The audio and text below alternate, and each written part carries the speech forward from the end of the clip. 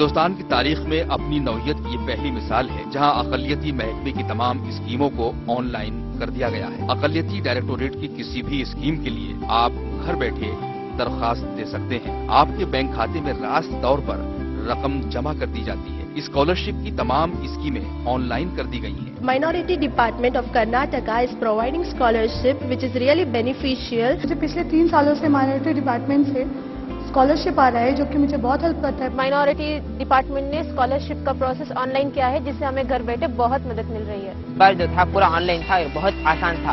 انتظامی امور میں شفافیت لانا، حکومت کی اسکیموں کو بآسانی عوام تک پہنچانا ہمارا مقصد ہے۔ دھوکہ دینا، دلالی کا کام کرنا، اس سے ہے نا ہمارے پورے مقصد میں ہے نا ہمیں وہ نتائج نہیں آئیں گے، اسی وجہ سے آن لائن کیے ہیں۔ اقلیتوں کی ہمہ جہت ترقی، یہی ہے ہماری سوچ، یہی ہے ہماری کوشش۔